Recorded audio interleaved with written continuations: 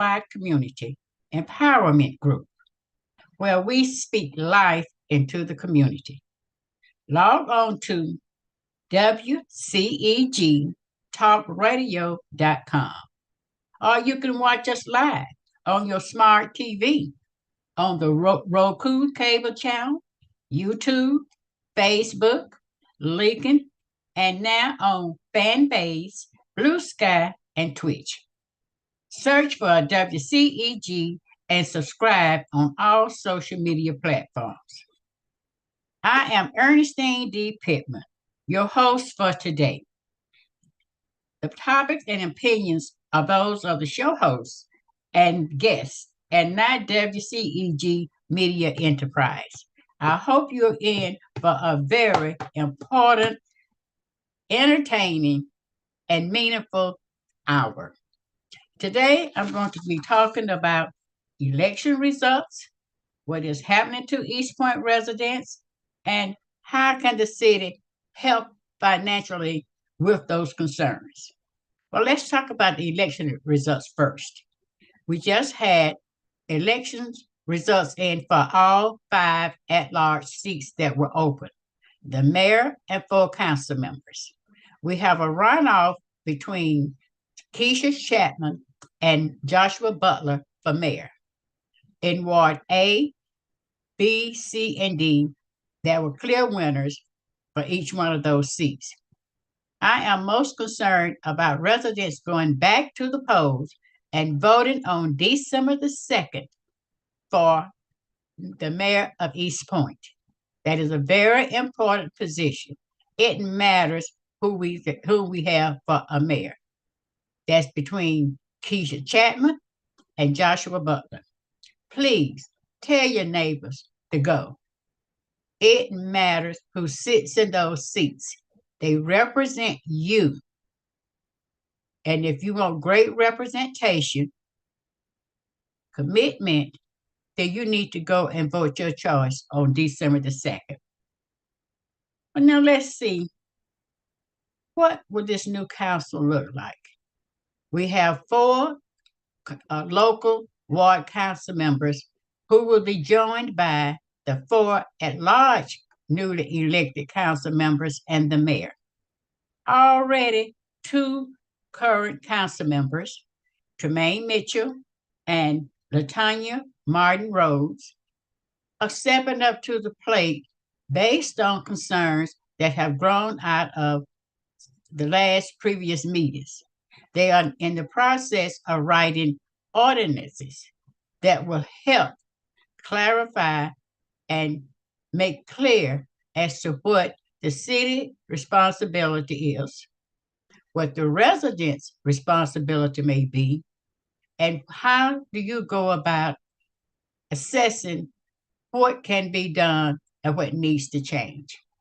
As you may know, laws, policies, and ordinances are not written in stone. As time and situations and circumstances change, we have to, at times, appeal, amend, and create new ordinances to fit the situation. That is what 2 of these council members are doing. I am looking forward to having a new council.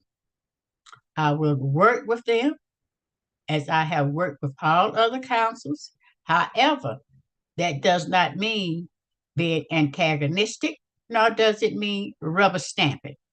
It means being in a compromising, creative, and tolerant position. And in order to help, you need to understand what your rights are and what their rights are under the laws of the Constitution, the state of Georgia Constitution, our charter, policies, and practices. The next thing I want to talk to you about is what is happening to East Point residents. We know that East Point at best is a middle-class, blue-collar town. Even though blue-collar jobs have been less profitable and are losing a lot of its influence in the communities. Tech jobs, those jobs are closing down. People are being laid off. Where are these people going to go to get new jobs? AI is on the board. Middle management jobs are being wiped out. That will affect a lot of East Point residents. And when I talk about East Point residents, I'm not just talking about homeowners or seniors. I am talking about all the residents, those who live in apartments, townhomes, from the babies all the way up to the great great grandmothers and grandfathers. All of these people are East Point residents, and their needs and all are important. They are the reason we exist as a city. Now, what are we going to do about those residents who have lost their jobs or who have had their time cut back? It is very important that we recognize and try to do all that we can within the bounds of our laws, policies, and practices. How are we going to finance it? Most of the things that I have listed here? It will call for financing.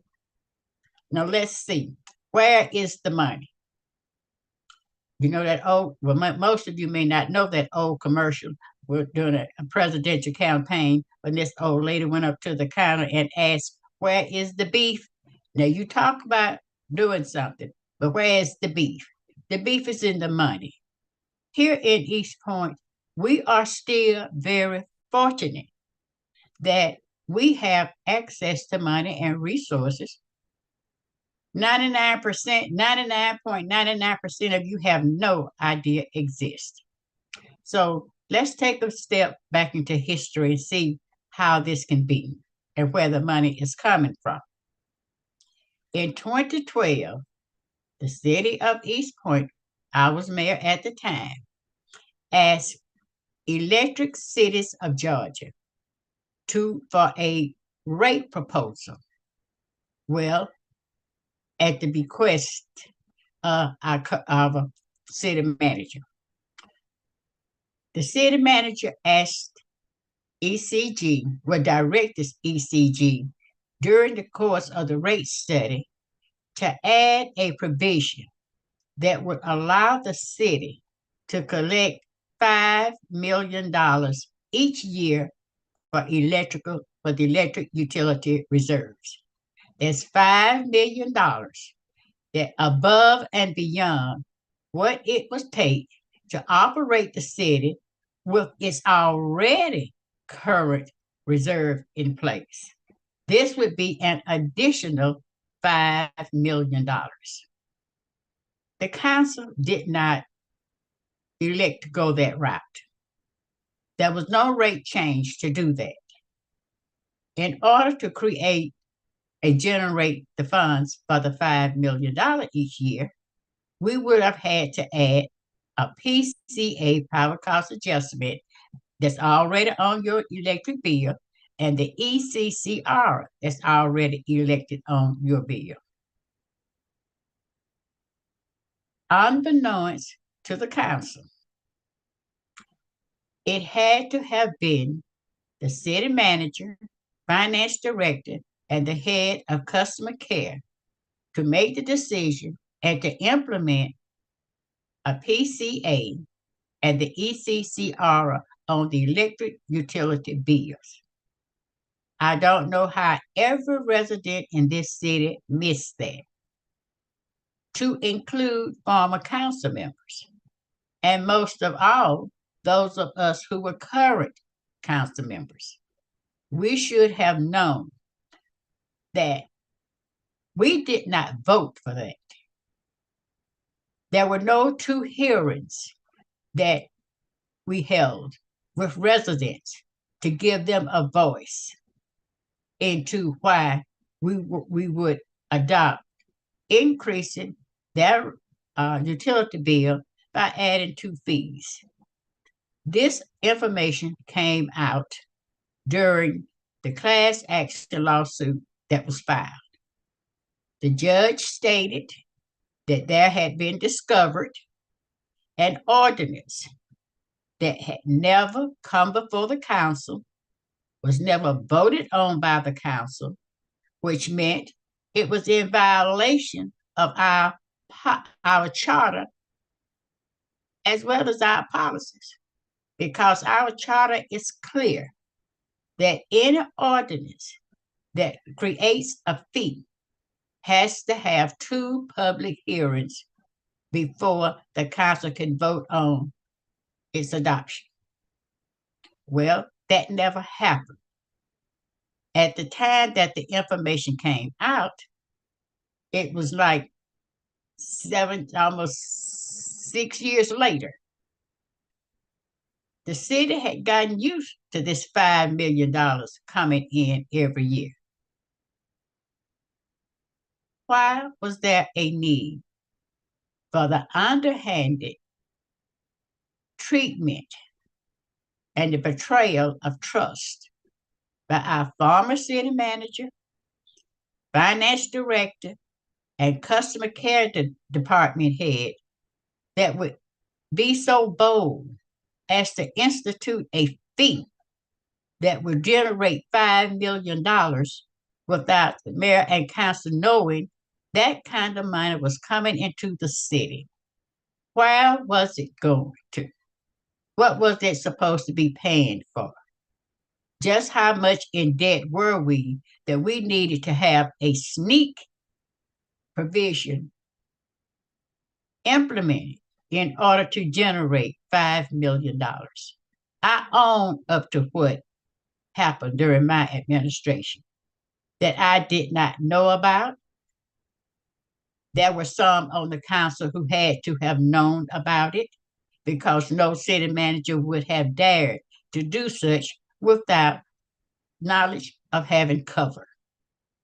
Be that as it may, for the past 10 years, the city of East Point electric utility has been collecting a PCA fee and an ECCR fee that has generated $5 million plus, because since the enactment of that fee, we have built more apartments, townhomes, added subdivisions, all electrical, which means we are bringing in more than the $5 million.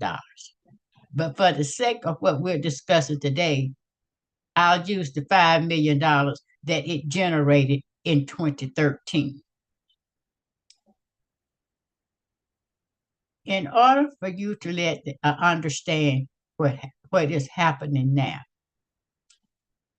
10 years of collecting $5 million, that's $50 million that I know and you know that is not in the electrical utility reserves. We also know that there have been no storms, no disruption of services at our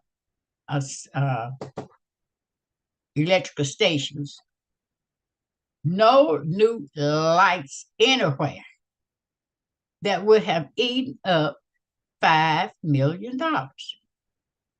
Being totally honest, the electric utility has always been the source of revenue that is needed, or that was needed, when the other departments' allocations did not come in, or there was misuse of funds.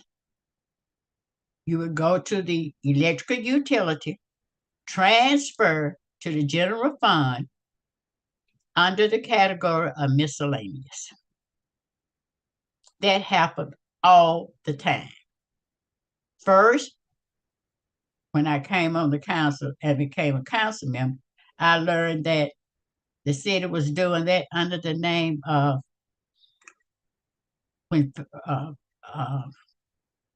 I forget right now. It will come back to me.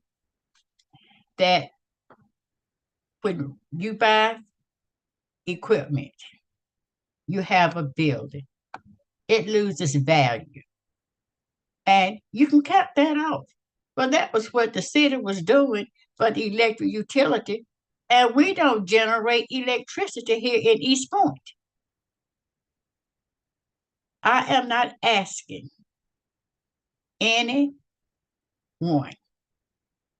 nor the current elected officials, nor the new ones coming on, to go back 10 years and try to figure out what was done with the $5 million each year.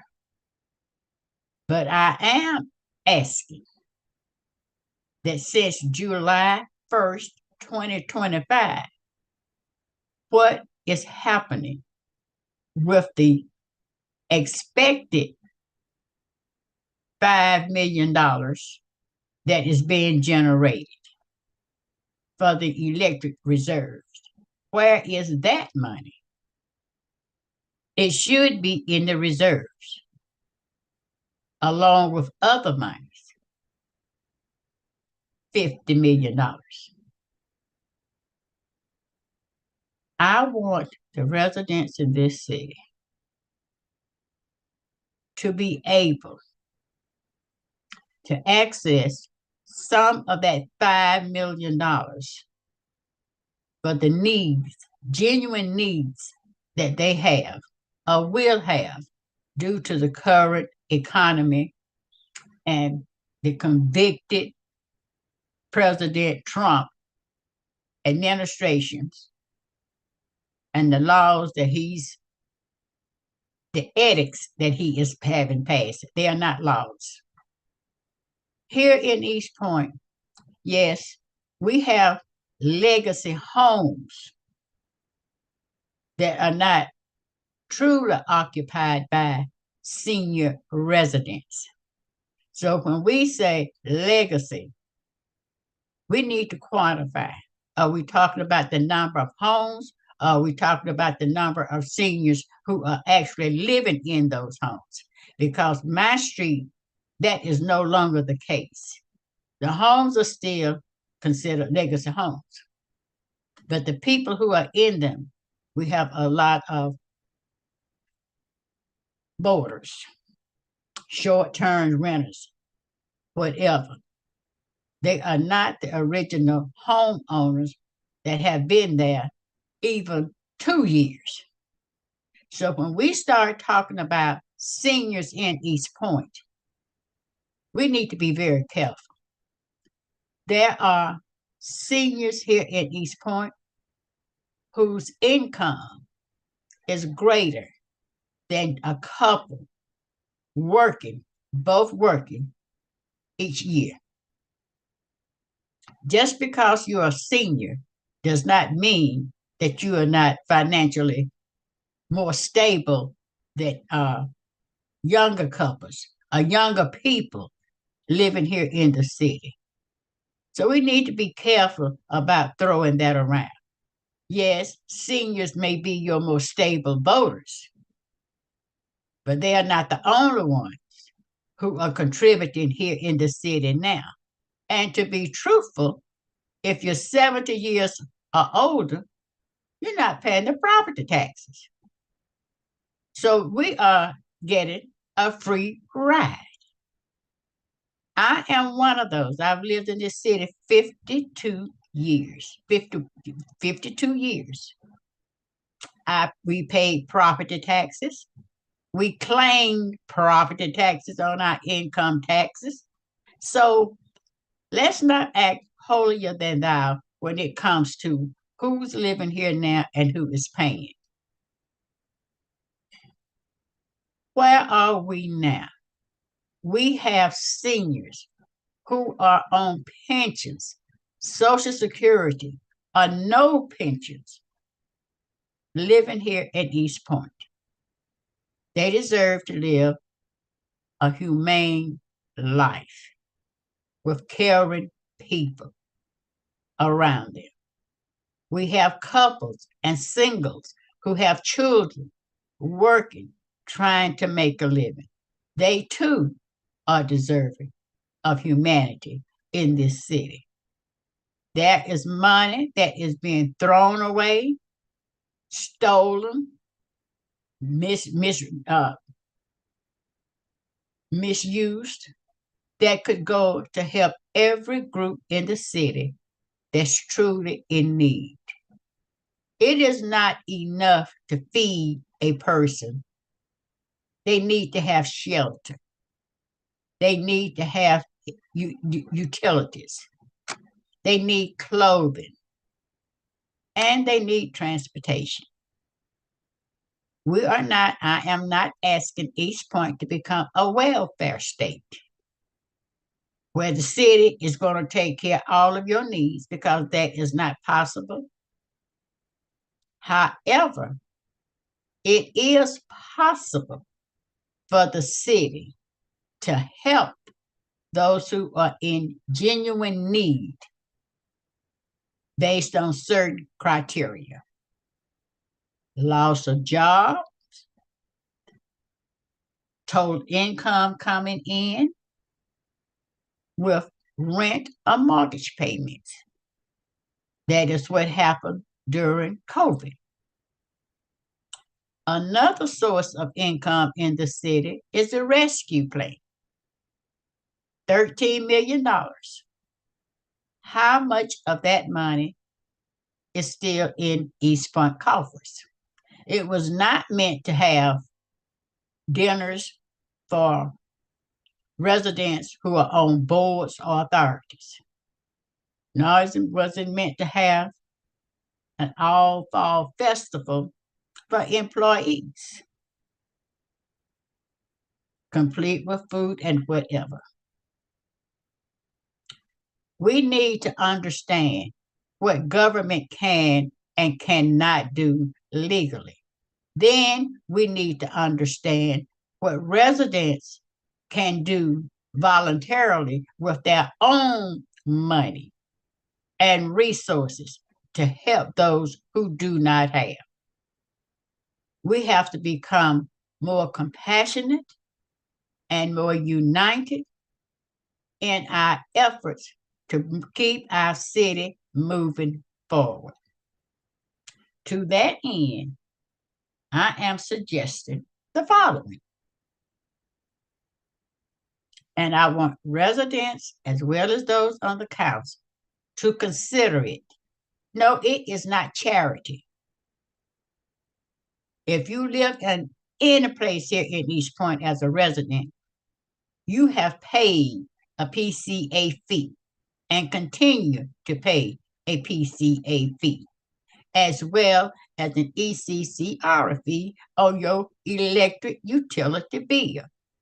You pay that for every kilowatt hour that you use. In fact, you have been paying a fee increase in your electrical services for now 11 years in order to generate $5 million, a minimum of $5 million each of those 11 years. Well, it's time for the chickens to come home to roost. I am recommending that the city, if we're going to collect this money, and they've already started collecting it, because our new budget year began July 1st, 2025, to take X amount of that $5 million to help provide residents with utilities based on credits in conjunction with that's income. It might be that the city will have enough, and we won't have the number so high that we would not be able to reduce the bill, if not by half, by a quarter or a third, depending upon the number of people who would qualify. Then let's talk about these reconnection fees. $60 if your payment is 9 days past the due date. The city can charge $60 reconnection fee, whether your electricity was turned off or not. Now, that fee needs to be exempt or forgiven during this period. And we might need to go back and add that into the policy. 9 days after the due date, the city can legally charge a reconnection fee, even though your services may not have been uh, disconnected at all. That needs to be looked into. Helping with monthly payments. There are some families, some residents, and when I say family, a family can be one person living alone or a family with children.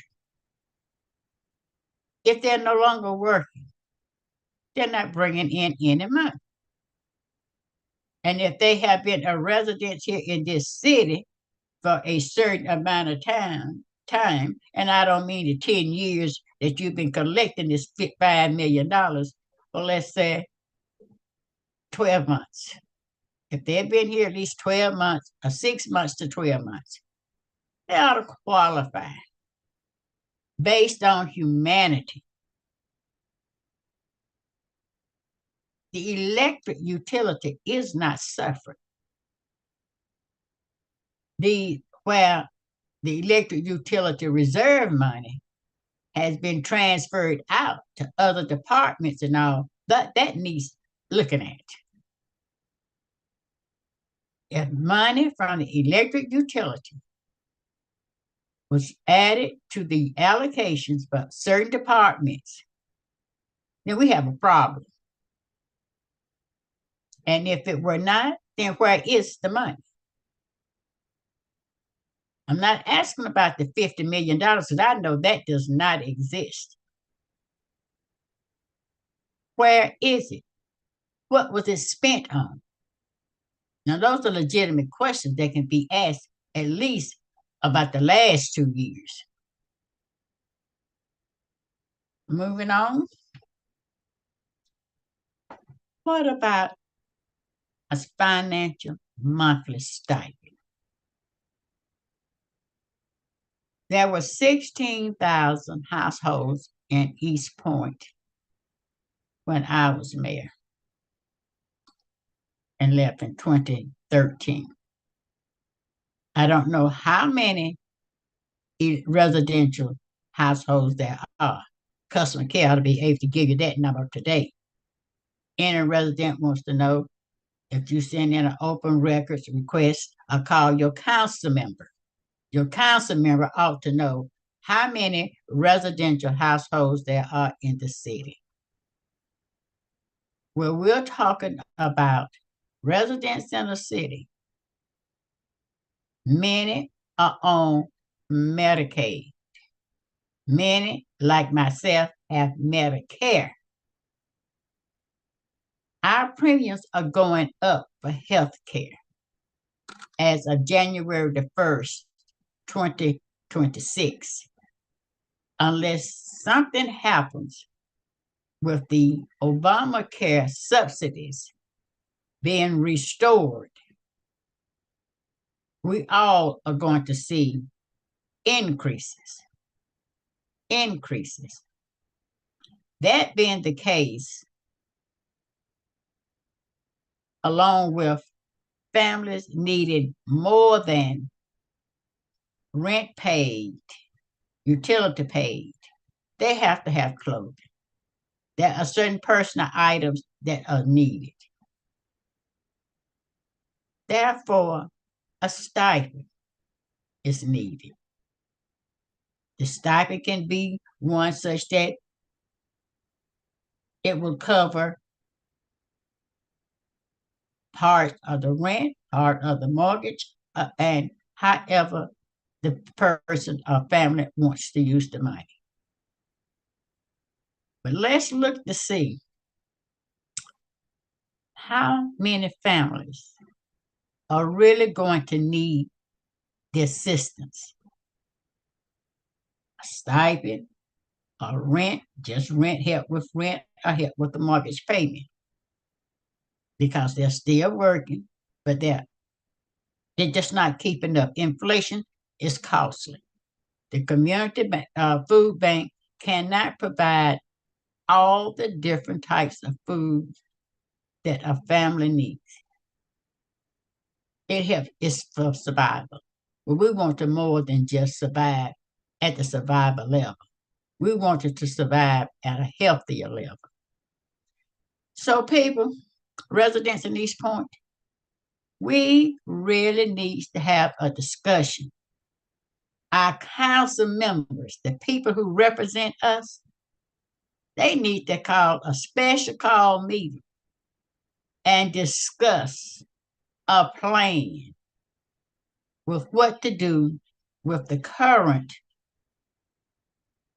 $5 million that is being collected partly each month. Now, this $5 million over 12 months.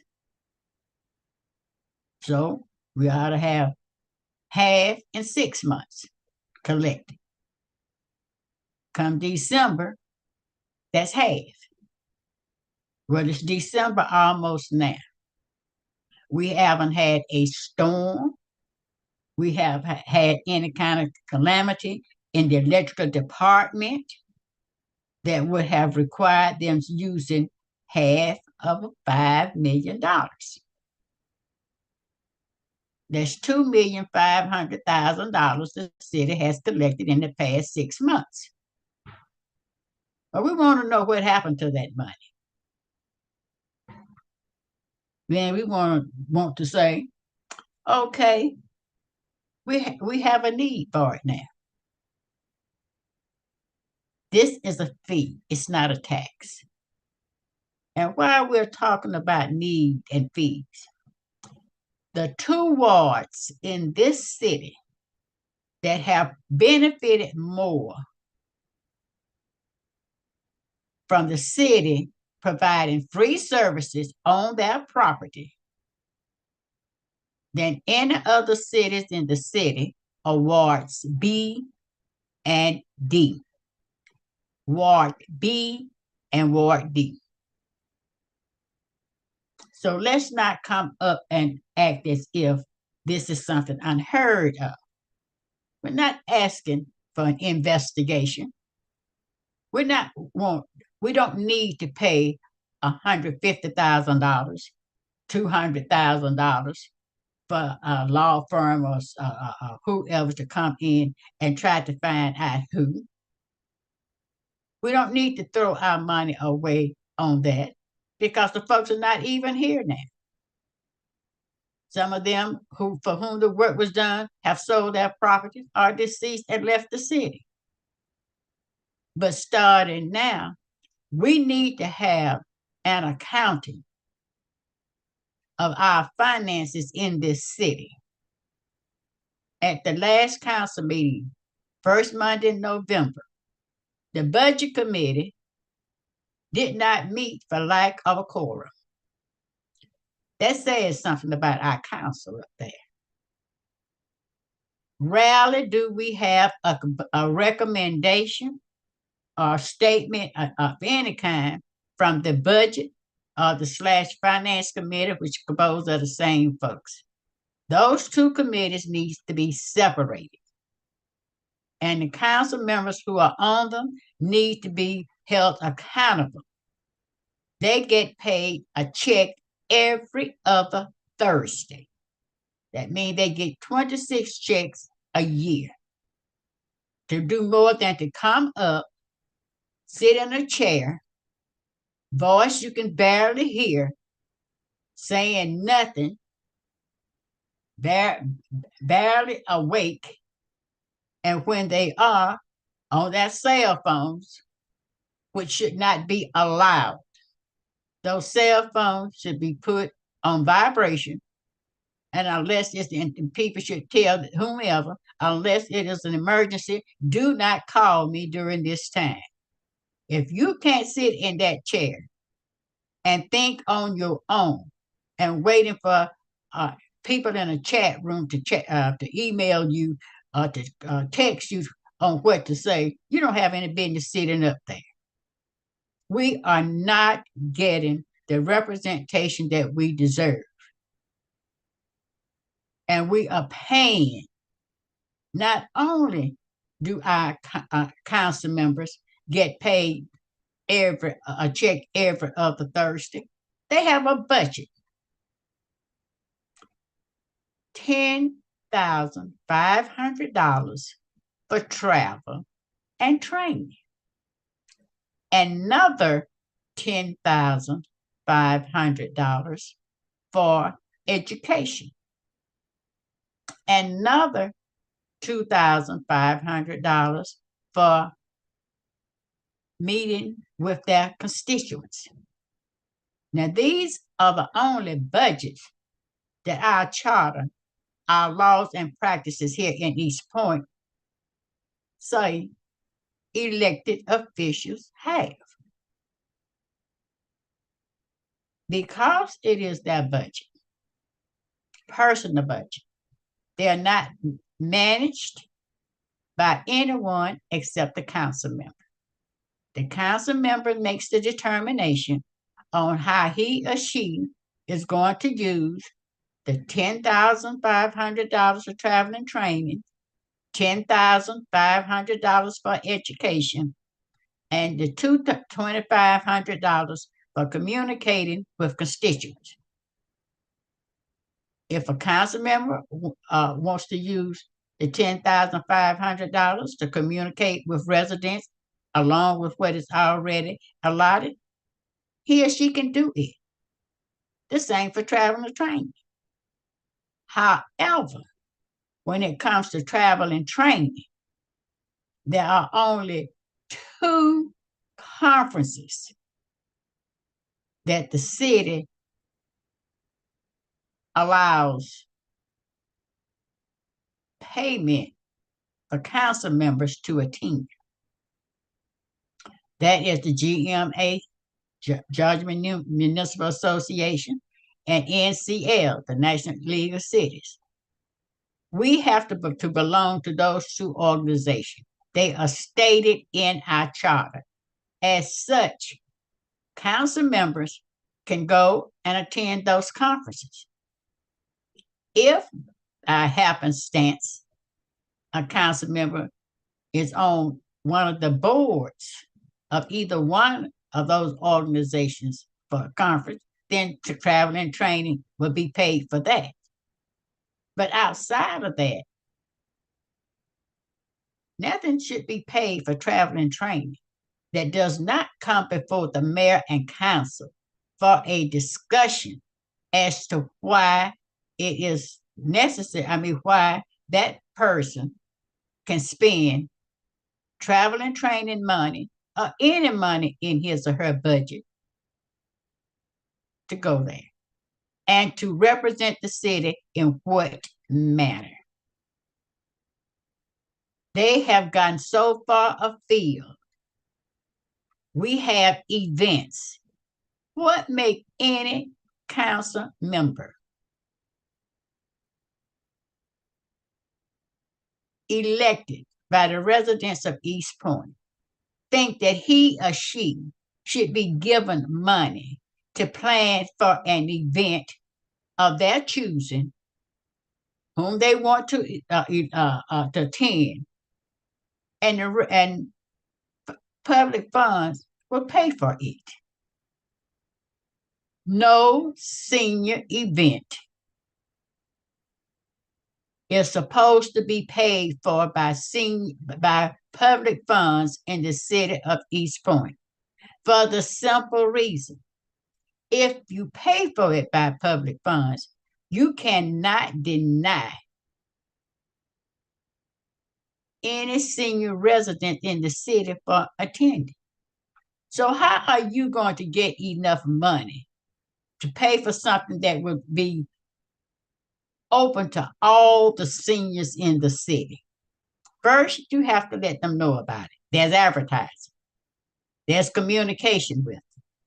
Then you become the administrator of an event that is not allowed in our charter. East Point is being poorly served right now by an attorney who is making $20,000 a month and who is late or absent most of the time. Did not attend the work session on last evening. That was canceled due to a lack of a quorum, missing council members, and missing attorney. What is happening in this city? What is happening when a current council member is not reelected, but attends work session, and a current council member who was reelected is a no-show?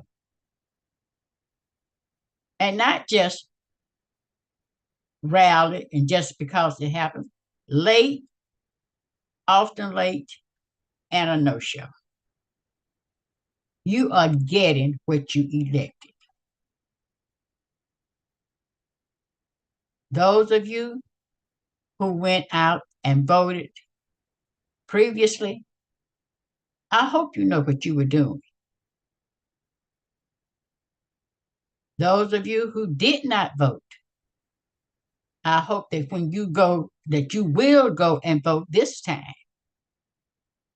and that you will think about who it is you're voting for. How do you want to be represented?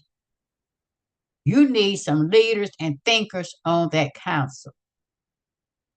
You don't need a clique or a person who's merely a puppeteer for certain groups in certain wards. They were elected to represent all of us. And as residents in the city, we need to work with all of them. When the election is over, it is over. They are our elected officials. And every resident in the city of East Point, you have the mayor, 4 at large, and a local ward representative, council member representing you. There are 6 people on that council that you have to vote for. Therefore, they represent you. So when you have a problem or a concern, 6 people on that council should be prepared in some manner or form to help you. That does not mean a voicemail that has not been set up is the help you call for. That does not mean emails that do not get answered.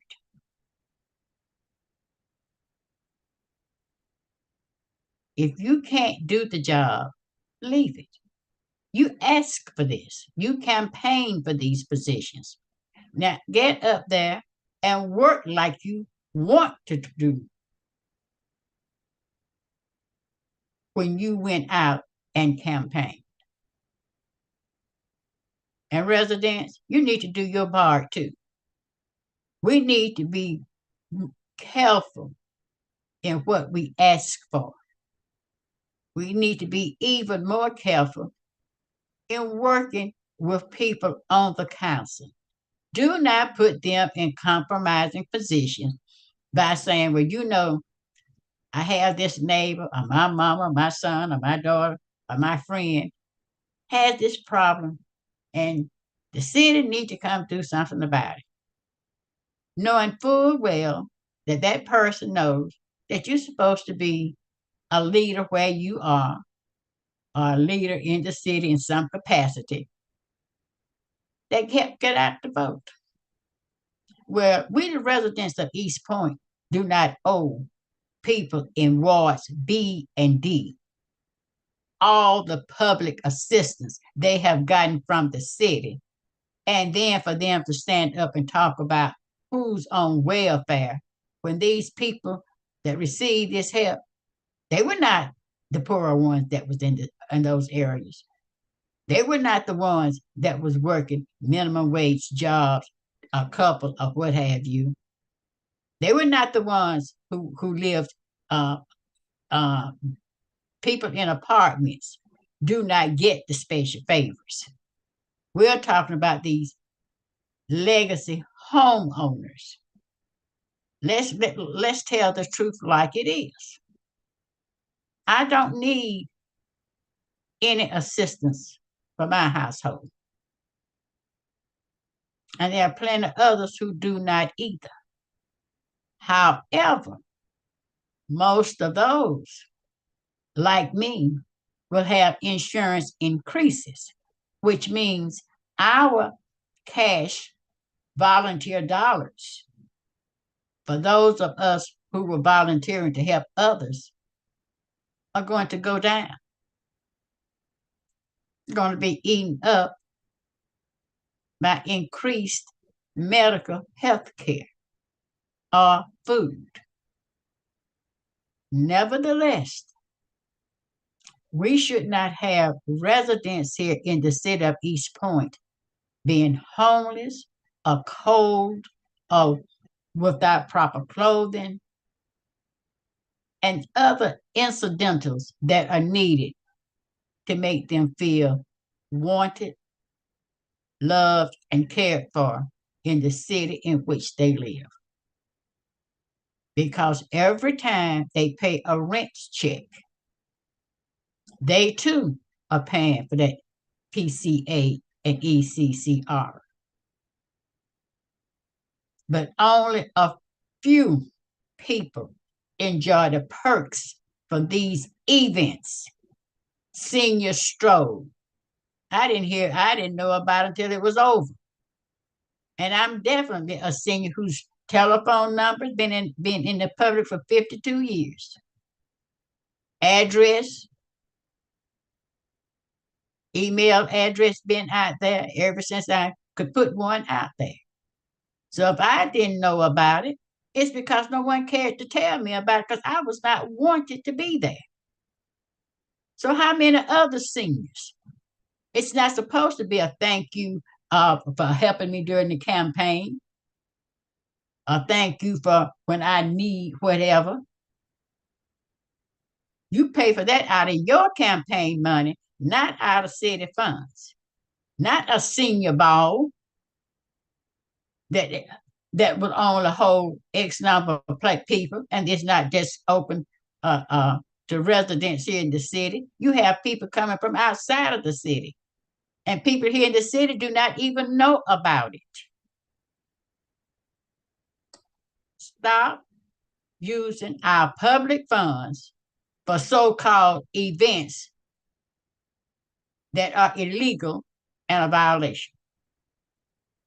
Starting the next council meeting, I am going to start something that I intend to do throughout the rest of my life that I'm able to do.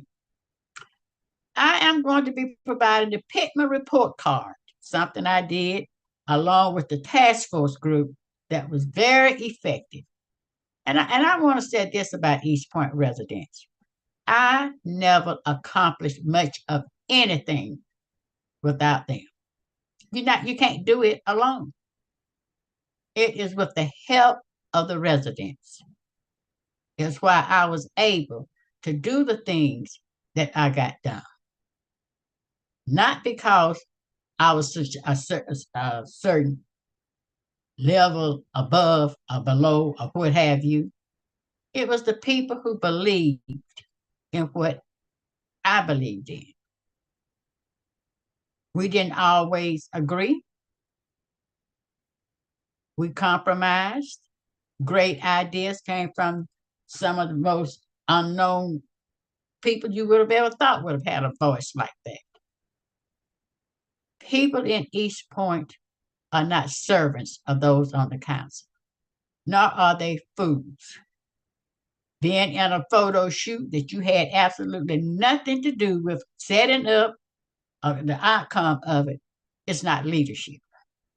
You have no base because you're not done anything in the community to get one. Now you are elected. The entire city is your base. Now do your job up there. And when issues come up, yes, there will be residents who will agree, and there will be residents who disagree. This is life. And you should be prepared for adversity. You won't always make the best decision, may not even make the right decision, but it should be the most informed decision that could possibly be made based on the evidence before you. And if that is the case, then you simply say, these are the facts. You can disagree. Everyone has an opinion and is free to have one, but you can't have your own facts. So base it on facts and make the best informed opinion that you can when you're up there voting. Now, my Pittman report, I'm going to give you A, B, C, F.